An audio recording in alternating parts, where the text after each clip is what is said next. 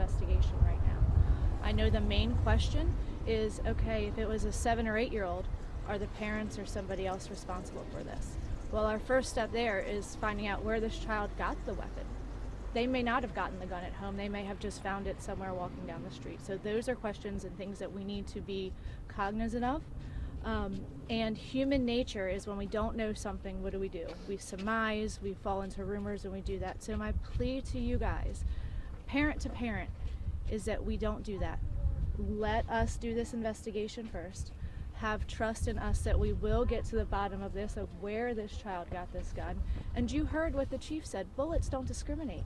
Whether it was an accidental discharge or this child intended to fire this weapon, somebody could have died today. And I think we are all standing under here thanking whoever we believe in that this ended with the minimal amount of injuries that it did. Part of our job as patrol is not just to investigate, but to follow up with some of these other children as well. There was several other children present during this shooting. That is traumatizing for them. We offer free counseling services, and that's not just to the children in the room, that's to anybody here in the county. You could live in South County. Call our crisis intervention team, 410-768-5522. We will come to you. But that mental health aspect is so important.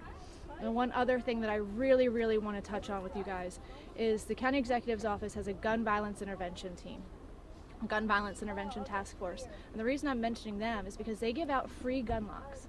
If you need a gun lock for your home, we will give you one for free. You just have to go to the website or a public library. We also advertise different events where we're giving these gun locks out. It's so important that we keep these weapons locked away. Like the chief and Mr. Mulcahy said, this could have been a very, very different outcome. We're not going to have many answers for you right now this quickly. So please be patient with us. Please don't surmise things. Please don't fall into the rumors. If you don't hear it from us, from our mouth, Mr. Mulcahy's mouth, the chief's mouth, Dr. Bedell, please just let us get that information out first. I also would be remiss if I didn't mention that my detective sergeant, first thing he said to me when I walked in today was how wonderful this school has been. We all know that teachers are heroes. We all know that teachers protect and love our children. This teacher today showed what a hero looks like. And I know that they are going through it, and it was a traumatic event for them, but they should be so proud. And we as parents, anybody with kids in the Anne Arundel County Public Schools, I have kids in this public school system, should be proud to know that these are the type of educators that we have. And that when we walk in, this school had everything buttoned up to the best of their ability and has been working with our investigators. And I know in some places it's not like that. So Dr. Bedell, thank you for your training, and thank you for the heroes that you employ, and thank whoever you believe in that this was not a bigger tragedy. Thank you, Captain. I'm going to turn it over now to Superintendent of Anne Arundel County Public Schools, Dr. Mark Bedell. Yeah, thank you all for just being here today. I hate that this is the second press conference that I've had to do with Chief under some circumstances that they're not positive circumstances. But here's what I want to share with you all. And I think it's important because people will ultimately feel the void of information with their worst fears. That's just generally how it goes.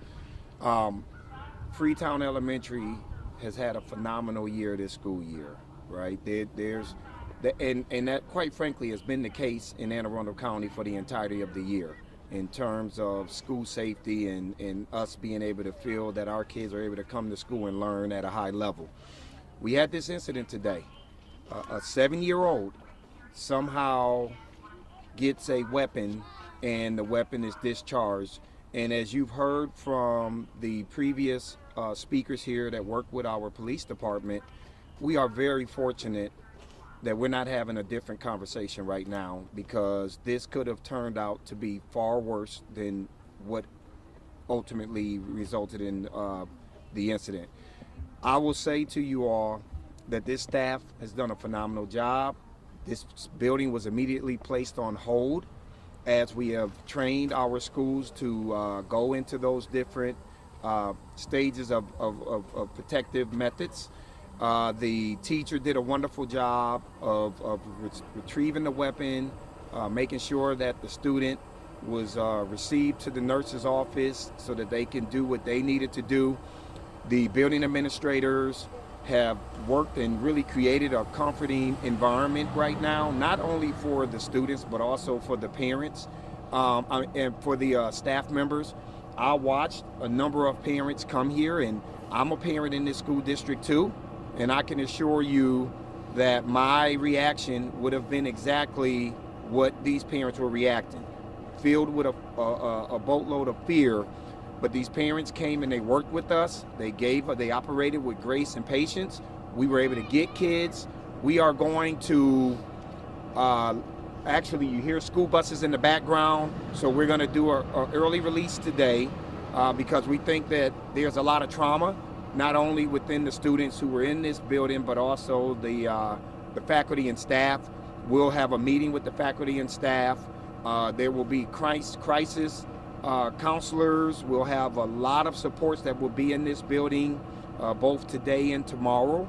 And our plan is we will resume school tomorrow. We will continue to resume school tomorrow.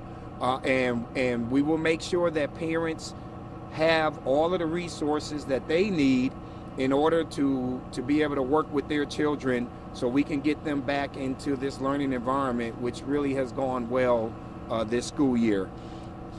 2 weeks ago, I met with Moms Demand Action. And in that meeting, we already have a partnership with them as a school district, but we talked about how can we strengthen more opportunities, our partnership to provide more opportunities to make sure that families understand how to really make sure that if they have weapons in their home, let's make sure that we have them put in places in a safe place where it's not easily accessible. It shouldn't be accessible to children at all. And so we are going to continue to strengthen that. We're going to continue to have a lot more traffic on our website as we agreed with them 2 weeks ago to make sure that parents understand that we take this seriously. We want our kids to be able to come to school, and we want them to be able to learn in a safe environment. And this is just something that's becoming more and more common in this country, and it's unacceptable. And we have an opportunity as a community to come together and to do everything that we can to prevent these types of scenarios happening in our schools. So that's pretty much where we are at this point, and we will depend on the police department to continue to do their investigation, and we'll do our part to continue to work on doing everything that we can to make sure that we're educating our students. Thank you, Dr. Bedell. And just to reiterate what the captain said, again, this is active investigation. We get it. There's going to be a lot of questions that are unanswered right now. So rumor control is a big deal, not speculating. Just give us some time, and hopefully we'll have more answers in the coming days and weeks to get you guys. I will open it up to a few questions, but keep in mind there are some logistical things as they're going to be releasing buses shortly. So go ahead, Kate. I'm sure you have a question. Yeah, I just wanted to just consolidate the bits of information I heard from all of you. I think you said it was a 7-year-old. Somebody said he, I know it had been confirmed to happen at 8:30. What class period was it? What grade was it? And how many kids were in the room? Was it like morning announcements or it's something that matters to parents? I don't have all the specifics, but it was a 7-year-old male student, yes, second grade student. There were other students in the classroom at the time. Do we know how many? I don't have a specific number on that. I know he was injured, and he was minorly injured. Was he taken to the hospital or anything? And can you tell me what the injury was? I know that it was from discharging. Yeah, I said that earlier. You may have missed it when I said. Yeah, that's okay. That's okay. So it was a non-life-threatening injury from the firearm discharge, and that student was transported to an area hospital for treatment. Yep. And so I thought I heard first the teacher helped the student out and got the student to the nurse's office. Is that? My understanding is the teacher immediately got possession of that firearm and rendered aid and provided assistance from there. And as everyone said, really was a hero. It's no surprise what the teachers and administrators at Anne Arundel County Public Schools have. And just because I understand school starts at 8:30, so was it homeroom? Can someone tell us? Was it like math class? Or? This is an elementary school. Yeah. So Yeah.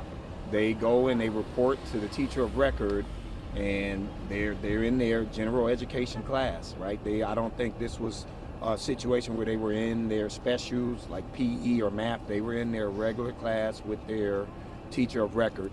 It's my understanding that there were a total of 15 students in the classroom. That was the number that was given to me. And was it? One of the reasons I'm asking is, I understand it was the beginning of the school day. Was he unpacking his bag? Was it like in his backpack, or was that kind of thing? We don't know. Again, we mentioned that this is a very fluid, active investigation, and that remains part of the investigation. So until we have an opportunity to conduct a thorough investigation, we don't have those specifics. We heard from several parents that they found out via Facebook.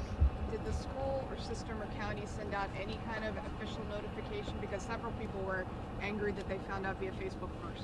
Yeah, we did, but I will let Chief share with you how this information gets out way ahead of our school district and the police department.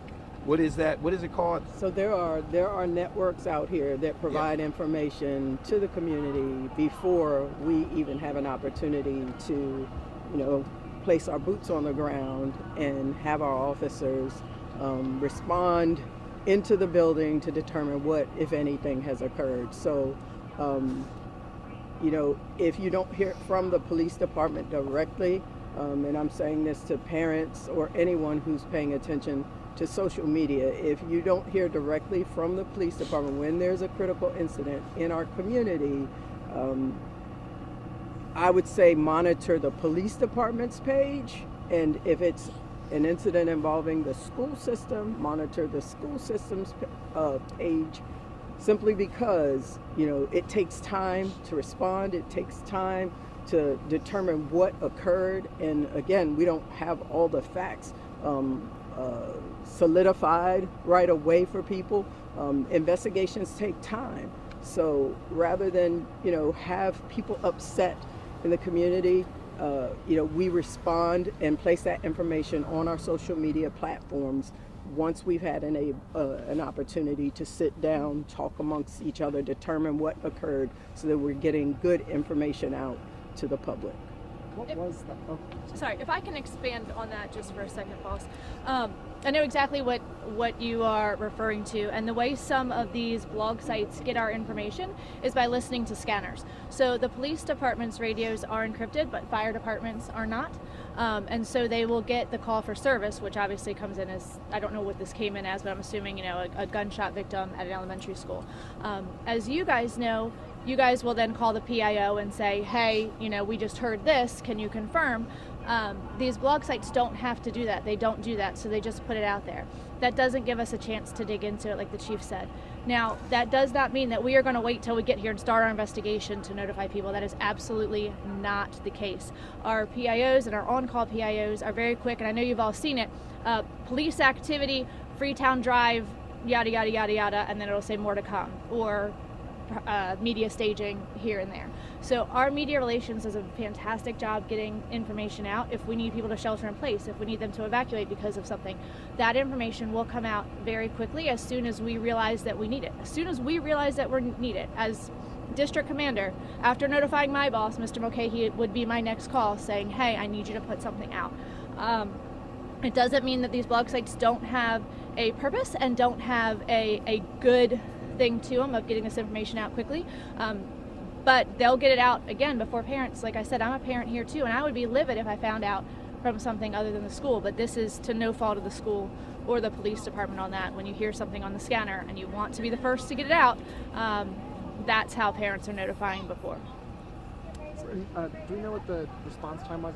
The call came in 8:30. How quickly were police able to get on scene? It was approximately 6 minutes, so that was an excellent response time given the circumstances. And then do we know from the school system what time the first communication came out to parents was from the school?